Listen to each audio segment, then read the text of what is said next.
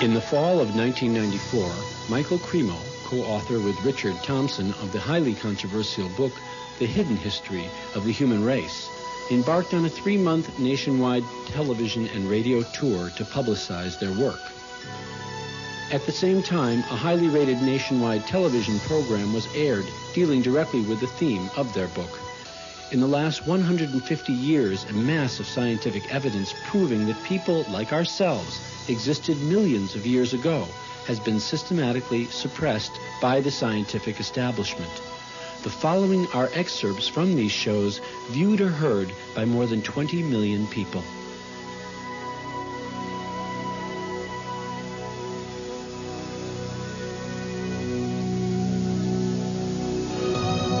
Why would thousands of artifacts be ignored by mainstream archaeology? They show the unthinkable. Images of man battling with dinosaurs. Reptilian creatures interacting with men and women. Ancient inscriptions on stones depicting complex surgical procedures. And carved metallic spheres found in rock strata 2.8 billion years old. This evidence points to one conclusion, that the history of life on this planet may be radically different than what is accepted today. In this program, The Forbidden History of Man, we will examine documented evidence which suggests that our theory of evolution needs to be completely revised. Much of this evidence has been known for hundreds of years, but it's been ignored because it directly contradicts theories which are universally accepted. We will hear reports from a new breed of scientists who have been labeled heretics for daring to challenge fundamental scientific theories. In their controversial book, Forbidden Archaeology, Michael Cremo and Dr. Richard Thompson have revealed a major scientific cover-up. Since the beginning of archaeology, researchers have found bones and artifacts showing humans like us existed hundreds of millions of years ago. But according to Thompson, these discoveries have been suppressed, and we have come to accept a picture of prehistory that is largely incorrect. Thompson and Cremo have documented hundreds of cases which tell a gripping story of a scientific world shrouded in conspiracy and deception.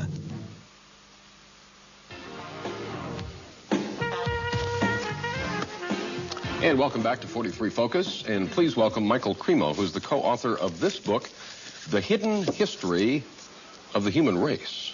Nice to see you, Michael. Good to be here, Gary. This, I believe, calls into question Darwinian's theory of evolution. Is that correct? Yes, Gary. Essentially, that theory says that human beings like us have been around for about 100,000 years. And before that, you would have had only ape-man-like creatures. Before that, apes and monkeys. What we found, however, when we looked into the entire history of archaeology, my co-author and I did 8 years of research. We looked at every archaeological discovery that's ever been made.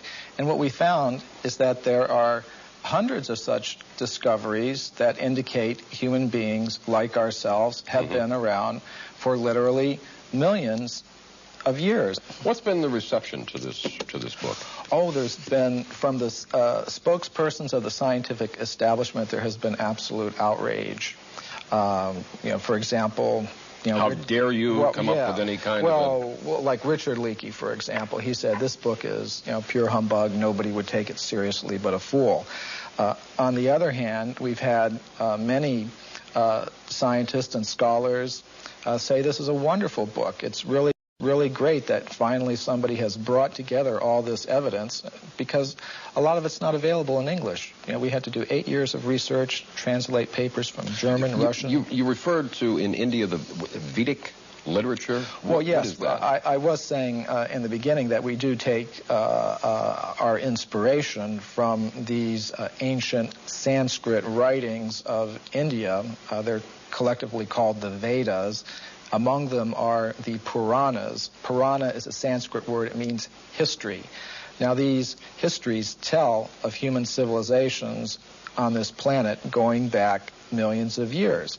How do we know those are accurate? Well, that was our question, too.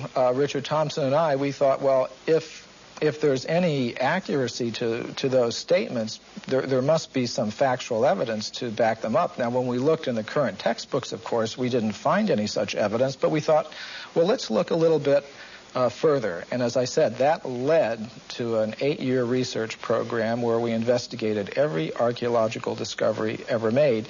And what we found is that, practically speaking, archaeologists and anthropologists have buried almost as much evidence as they've dug up.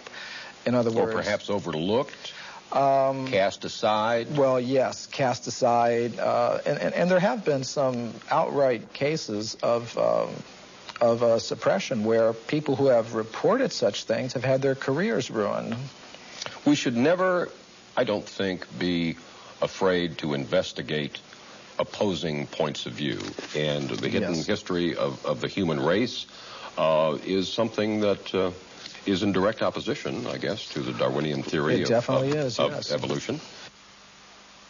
This human person who looked like us, existed millions of years ago, did not evolve from an ape, as we are led to believe in the Darwin theory.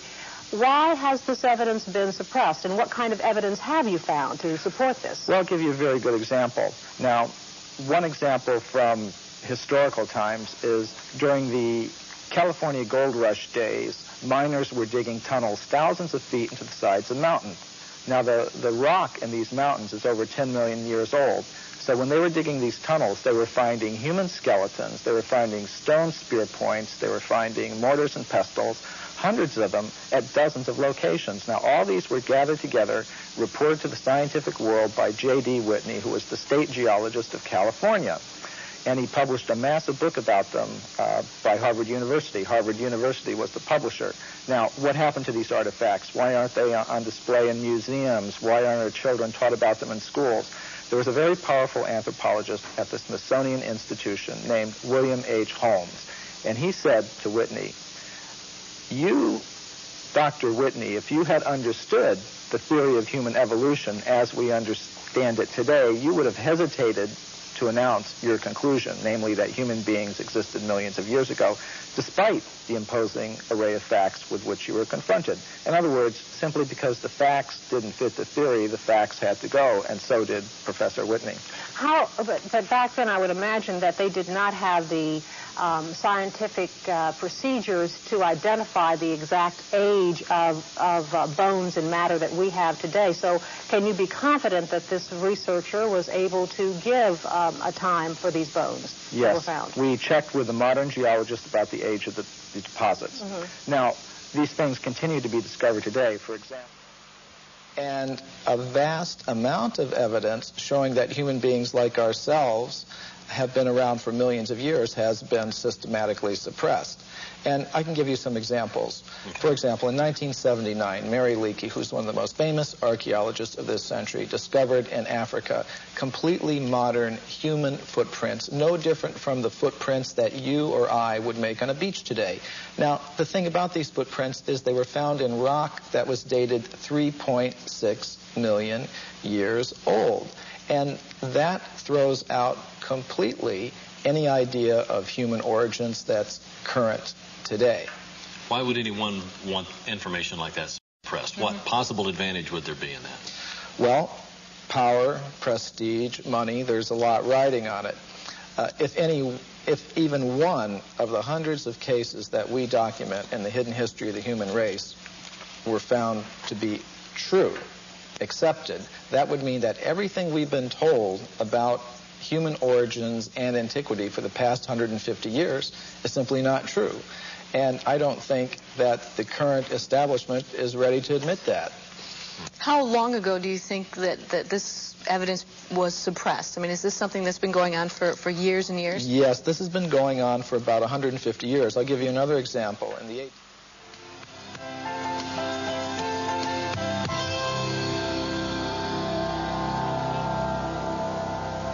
Following what it is that you have uncovered from other people's findings in this type of thing, do you believe that man existed with the dinosaur, for example, to give people a general idea of how to pinpoint? Right, that's a very good question, Michelle.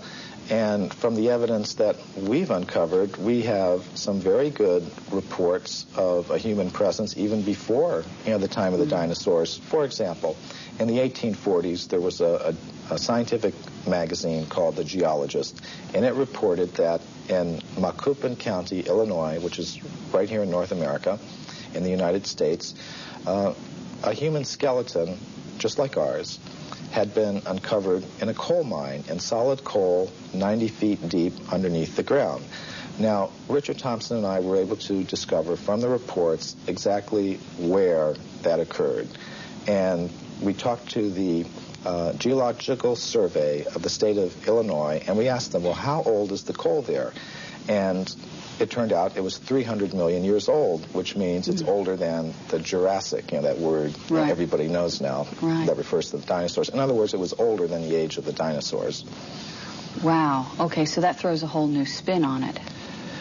Yes, indeed it does. And some of the scientists who have read the book have obviously recognized that. For example, William Howells, who is one of the big anthropologists of this century, one of the architects of the current paradigm, he said, well, if what you say here is true, it more or less throws a monkey wrench into our whole picture of how life originated on this planet.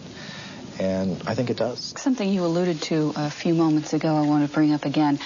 You talked about man coexisting with apes and coexisting with another kind of ape-man creature, and you again mentioned North America, and I think, of course, there's always been a lot of interest in Bigfoot, which is essentially where this is coming from. Some of the information that you brought forward is that this is just a descendant of this same wild man creature that was existing years ago. That's a distinct possibility. Now, when I first heard about this subject, I was extremely skeptical. But what turned me around is when I began to read reports about these creatures by very well-respected anthropologists. For example, Grover S. Kratz, who's at the University of Washington, up in the Northwest. He has extensively studied the footprints of these creatures, and he says they're biologically convincing. There is no possible way that they could have been hoaxed, and he's pretty well convinced that these creatures do exist. So that's the sort of thing that convinced me that there is a very good chance that they're there, and from the descriptions of these creatures, they seem to match very well some of the descriptions that we get of the ape-man-like creatures that supposedly existed millions of years ago. Okay. So, but yet we keep coming around to the same thing. People just don't want to believe it. They just, like you said, well, they're skeptical. They go, oh, no, that's just a hoax. They're not hearing the information that noted scientists are finding. Well, all we really wanted to do in our book is put the facts on the table, all of them, not just the facts that you will see in the current textbooks, but all of the facts that are relevant to this whole subject, and let people draw their own conclusions. One of the questions I first came up with when I was reading the book that you did answer in the book that I'd like you to explain was that I said, well, gee, don't we have all these machines now that can look at the footprints or the bones or whatever, and that will just tell us how old it is? Oh, this is a very common perception. We have such faith in technology and those who employ it that when we hear about things like carbon-14 testing or potassium-argon testing, we think it really is a very simple process, almost like you pop something in the microwave and boom, it comes out. It's not like that at all. These are very complicated procedures. What I found in practice is that scientists may run several tests on the same piece of bone. Some of the ages will be very great, some very small, and they will tend to pick the date to publish in their scientific literature that most fits the idea that they start out with about how old the fossil should be. Now that often happens. What do scientists and researchers have to gain by distorting their findings? I mean, you would think that if they truly think that they found evidence of man pre-existing the dates that we take for granted right now, that they would want to be published, that they would want people to hear about this, that they would get their name up in lights, as it were, as making this remarkable discovery. Why is this so suppressed? Well, there are tremendous pressures for conformity within the scientific community. For example, for every academic post that opens up, every professorship that opens up in an American university, there are generally hundreds of applicants. And it does not help your reputation if you go reporting things that should not be reported. It could be very bad for one's reputation. And in our book, we document several cases of that. For example, Virginia Steen McIntyre. She's a geologist who I personally know. She lives in Colorado now. She went to Mexico in the 1970s, and she was a geologist with the U.S. Geological Survey. She dated a site there where some human artifacts have been found at 300,000 years. All her test results show that was the age of that site. But because that went against the dominant idea that human beings have only been in North America for 30,000 years, she said she was not able to get the report published. She was labeled a publicity seeker and a maverick in her community of scholars. And she said she eventually lost a professorship that she held at an American university because of this, and hasn't been able to work as a geologist since. Now, this is not the normal picture that we have of how science works, but unfortunately, these are the sorts of things that can happen, and these are the sorts of pressures that can be applied in order to keep a certain view intact.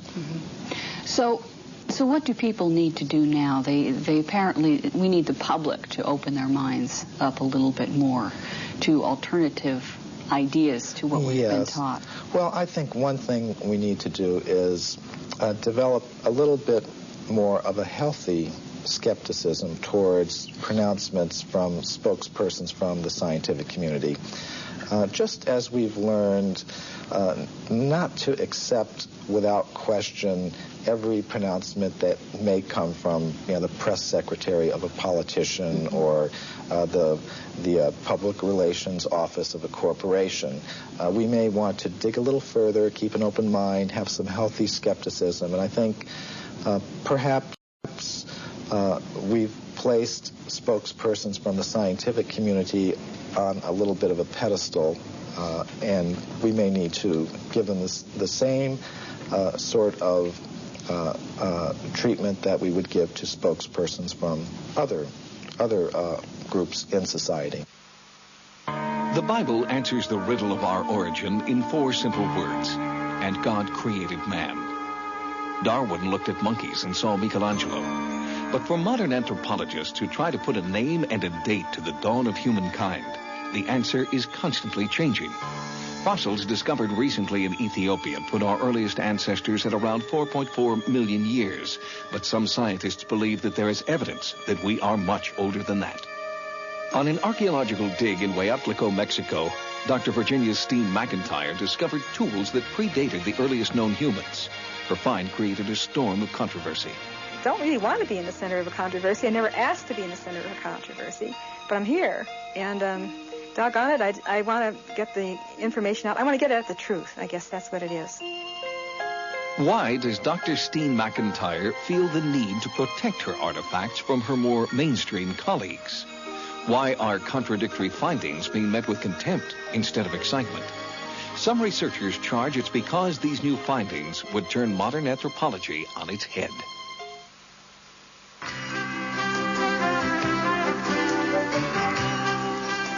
Welcome back to Talkin' Pittsburgh. Nice to have you with us. And this next segment should prove very interesting to you. How old are we? I mean, as a race. How old are human beings? How long have we been on the face of the earth? Well, science says one thing, and this book, The Hidden History of the Human Race, says a major scientific cover-up is exposed, and the claims that scientists are sort of hiding things. Michael Cremo is an author and researcher specializing in the history and philosophy of science, and he, along with Richard Thompson, incidentally, Richard Thompson got his PhD in mathematics from Cornell University. Michael Cremo, what is your background? More in journalism? I'm an investigative writer. Investigative writer. In other words, you did most of the writing of the book? Most of the writing and investigating. I have to give you credit for this. Here's one testimonial that says, Hidden History is a detective novel as much as a scholarly tour de force. The murderer is not the butler, neither is the victim, a rich old man with many heirs. The victim is man himself, and the role of the assassin is played by numerous scientists. That's in talking about this book. And down here, this is where I give you credit. You put in here, here's another testimonial. Your book is pure humbug and does not deserve to be taken seriously by anyone but a fool. That's an anthropologist who represents the scientific establishment's viewpoint. Where do you differ with the scientific establishment in this book? Well, you're right. This book is causing shockwaves in the scientific community, and where we differ is, let's just put the facts on the table and look at them and see how they've been dealt with. Now, I can give you another example. Yeah, there is one thing, though. Yeah.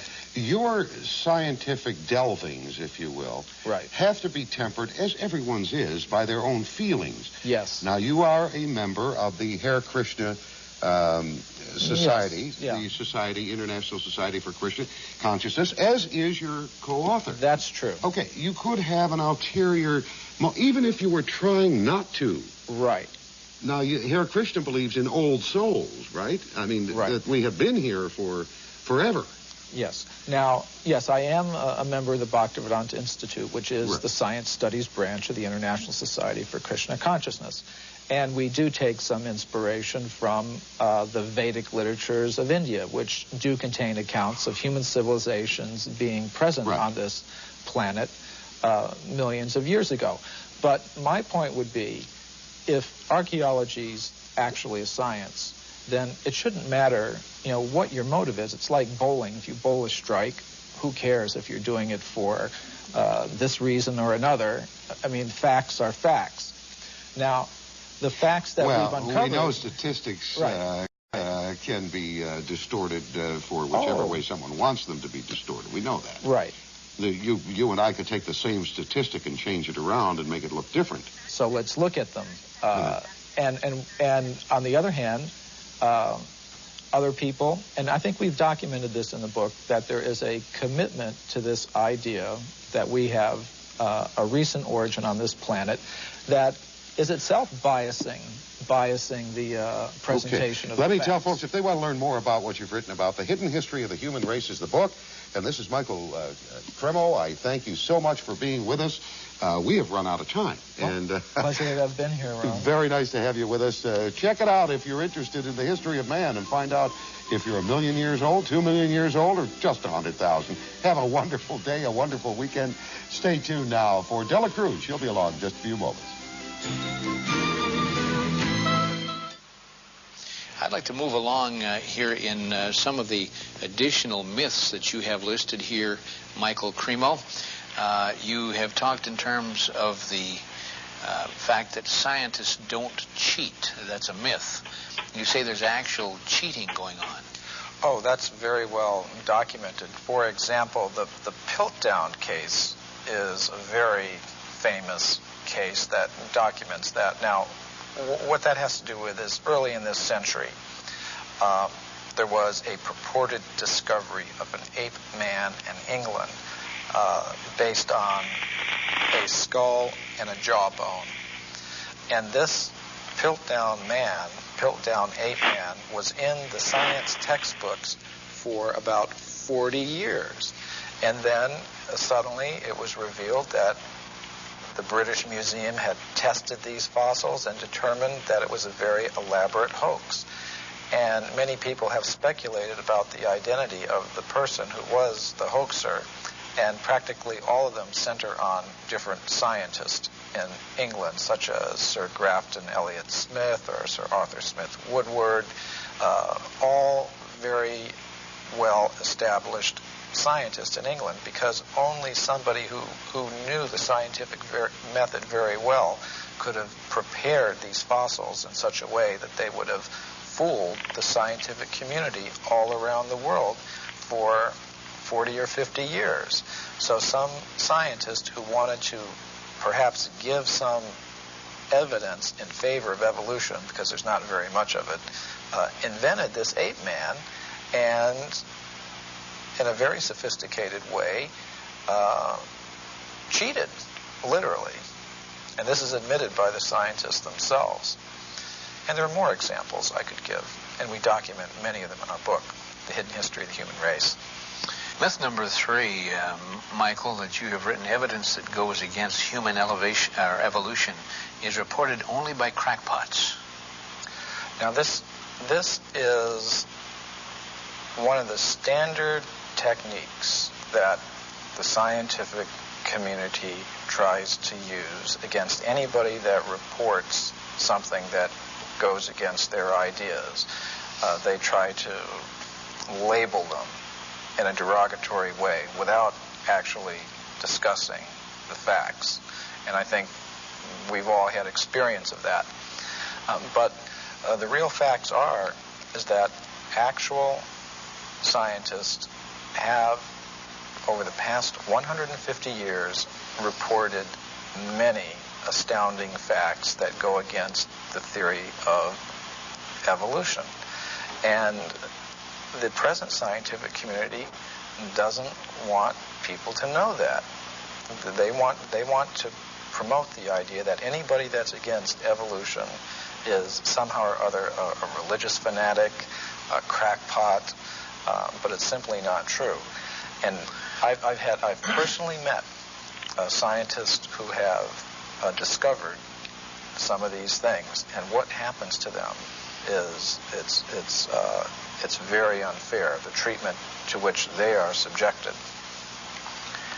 Okay, we're going to go to Anton in Brookfield, Wisconsin. Anton, how are you? Fine, thank you. Your comment. I've often wondered how the perfect complementary male-female systems of reproduction could have evolved from unintelligent life forms. You know, Anton, not only is that a good question, but also the point is if evolution occurred, it'd have to be simultaneous evolution of both species at the same time. Right.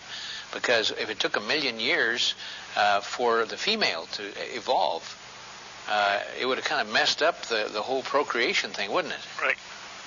That's my question. A good question. Stay right there. Michael Cremo, your response. Well, I would like to put together a book called Darwin's Fairy Tales. And I think that would be one of them. You can just look at so many examples of complex structures and behaviors in different creatures, whether it's how the spider learned to spin its web, or how our human reproduction system came about, or any of these things. They're a complete mystery. They're not explained even theoretically by the evolutionist, and what they do is, when they want to explain anything, they just wave their magic wand and said, it happened by evolution. And that's why I call it Darwin's Fairy Tales. Well, I think it's time to begin to look at the implications of all of this. I can assure our audience that you have hundreds of similar cases, and obviously you are inspired by a religious tradition, as we mentioned. That's correct. Earlier. You're a student of the Hindu Vedantic tradition. Right. It's very different than the Christian Jewish fundamentalist tradition that insists on a divine creation that occurred some 5,000 years ago. The Hindu view of time is not linear as Western, as we Westerners conceive of time. It doesn't start with a big bang and end with a whimper. Right. It's cyclical, isn't it? Yes. the basic pattern is cyclical. And this is actually the subject of a presentation I shall be making in New Delhi to the World Archaeological Congress called Puranic Time and the Archaeological Record. Mm-hmm. And the concept of time that you do find in the Puranas is, in fact, cyclical. Now, what might one predict from that? Say if you have civilizations coming and going over vast periods of time, perhaps you might have humans and other ape-man-like creatures coexisting. I will mention that the Puranas do talk about intelligent races of ape-like creatures that use stone tools. Mm-hmm. This is not an idea that came in with Darwin. It's been there for thousands of years. Now, what might one predict from that?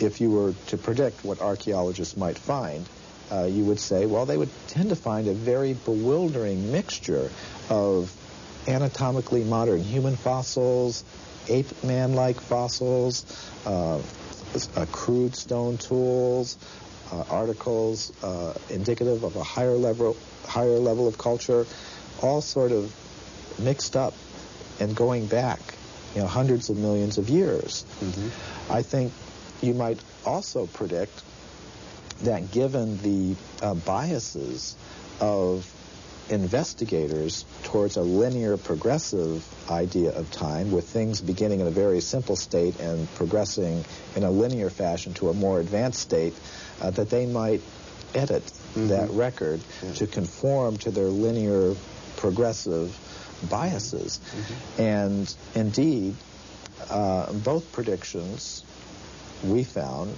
in our investigations do come true. You actually do have that very bewildering, mixture of advanced artifacts and bones mixed up with more primitive ones, mm-hmm. going back hundreds of millions of years. Mm-hmm. And you also do find a very systematic editing of this record to conform to a linear, progressive, you might call it evolutionary view of things, mm-hmm. which is quite amazing. Mm-hmm. Of course, if we have this sort of cyclical picture, circular picture of things, much of conventional science will need to be readjusted, and naturally, I suppose it's only fair to say that Vedantic thought has many other ideas about the nature of time and space, the nature of spiritual dimensions. I believe that your view of things would be that rather than say that humanity evolved from simple celled creatures, that in some sense we rather descended from spiritual planes. Yes, and this is a matter that... Ron in Waukesha, Wisconsin. Ron, how are you? Yes, good evening. I'm just going to make a question here and then hang up and listen. Obviously, your two guests do not believe that we evolved from lower primates. And interestingly enough, one of them comes from a Judeo-Christian background and one not. Right. Now, my question is, if we did not, then where do you two people feel we did come from? And I'd like some hard evidence of a Garden of Eden. Thank you. Okay. Actually, this is the subject matter of the next book that Richard Thompson and I are working on. We call it Human Devolution because from the evidence that we can see, it appears that if our origin is not on this planet, we did not evolve from apes on this planet. We come from a higher spiritual dimension of reality. There's creation involved. We have a relation with a supreme spiritual being, and that is what the actual evidence suggests. Now, to make a scientific case for that, we have to, first of all, show that there is more to reality. There is more to the human essence than just atoms, just chemistry. Now, this is another whole subject, and it took 8 years for us to do the research for the hidden history of the human race, and we wanted to do all that research so we could make a convincing case, and we're now in the process of making such a convincing case for human beings as being ultimately spiritual in origin, and we intend to make a very convincing case for that in our next book. All the evidence suggests that human beings, as we know them, did not originate on this planet, but have come to this Earth from other dimensions. This network special will follow the efforts of a new breed of scientists who are courageously revealing a vast body of hidden knowledge. Carved stones, ancient statues, and human artifacts have been ignored by the academic establishment to protect their long-held theories of human origins. But should this evidence be allowed to speak for itself, the history of man on this planet may never be the same again.